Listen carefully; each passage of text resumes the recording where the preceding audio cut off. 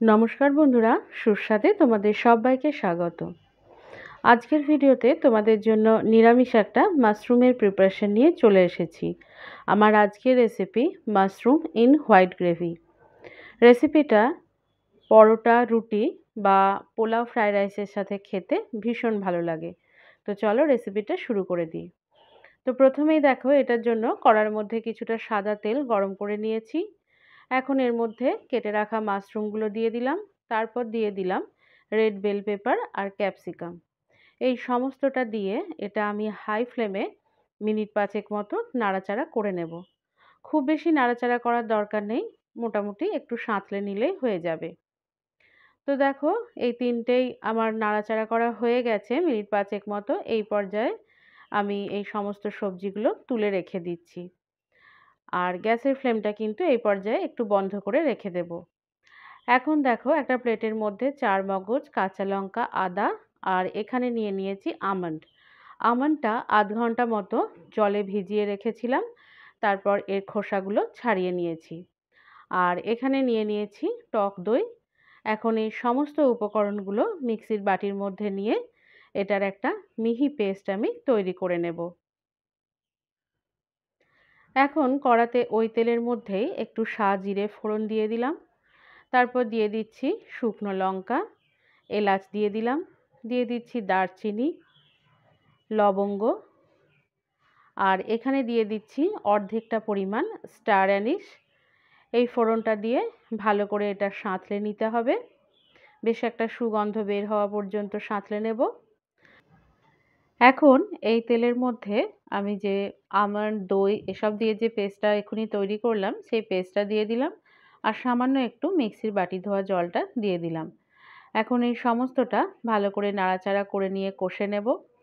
তো মাঝারি আঁচে এটা নাড়াচাড়া করে নিয়ে বেশ দেখো এরকম একটু ক্রিমি ভাব আসা পর্যন্ত এটাকে কষে নিতে হবে। দেখো, গ্রেভিটা একটু ঘন হয়ে গেছে কিন্তু একদম শুকিয়েও যায়নি। এই পর্যায় পর্যন্ত কষে নিতে হবে। এখন এর মধ্যে কিছু মশলা দিয়ে দেব। তার মধ্যে দিয়ে দিলাম ধনে গুঁড়ো, মৌরি গুঁড়ো, গোলমরিচের গুঁড়ো দিয়ে দিলাম আর সামান্য একটু কাশ্মীরি লঙ্কার গুঁড়ো দিয়ে দিলাম। এখন এই সমস্তটা আবারও নাড়াচাড়া করে ভালো করে কষে নিতে হবে। সমস্তটা কষতে কষতেই দেখবে ওপর থেকে ঠিক এরকম তেলটা ছেড়ে এসেছে। তো বুঝতে হবে সেই পর্যায়ে যে আমাদের এই সমস্ত মশলাটা ভালো করে কষানো হয়ে গেছে। আর টেক্সচারটাও দেখো বেশ ভালোই ঘন হয়ে এসেছে। তো এই পর্যায় পর্যন্ত কষে নিতে হবে। এখন আমি এর মধ্যে দিয়ে দিলাম দুধ, হাফ কাপ পরিমাণ মতো দুধ দিয়েছি আর মিক্সির বাটি ধোয়া জলটা আরও একটু দিয়ে দিলাম। এখন এই সমস্তটা ভালো করে মিশিয়ে নিতে হবে। আর দুধটা আমি একদমই রুম টেম্পারেচারের দুধ ব্যবহার করেছি। সমস্তটা মেশানো হয়ে গেলে এবার গ্রেভিটা যখন ফুটে আসবে সেই পর্যায়ে ক্যাপসিকাম, মাশরুম এই সমস্ত ভেজে রাখা সবজিগুলো দিয়ে দিলাম। দিয়ে দিচ্ছি পরিমাণ মতো নুন। এখন এই সমস্তটা ভালো করে নাড়াচাড়া করে এটাকে আমি ফুটতে দেব হাই ফ্লেমে।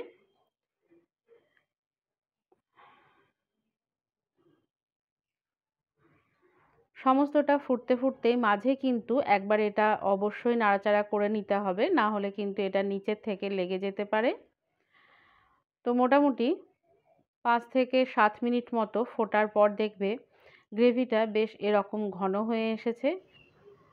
তোমরা যদি গ্রেভির টেক্সচারটা আরও একটু ঘন করতে চাও সেক্ষেত্রে সেটাও করে নিতে পারো।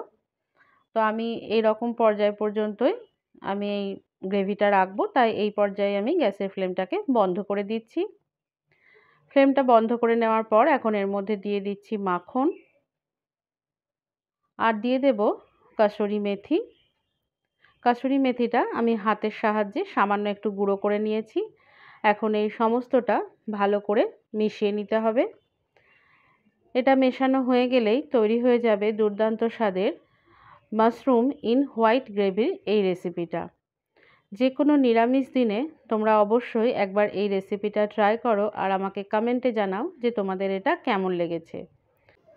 আর আমার আজকের রেসিপি যদি ভালো লেগে থাকে তাহলে একটা লাইক, শেয়ার ও কমেন্ট করার সাথে সাথে আমার চ্যানেলটিকে সাবস্ক্রাইব করে বেল আইকনটি ক্লিক করারও অনুরোধ জানালাম।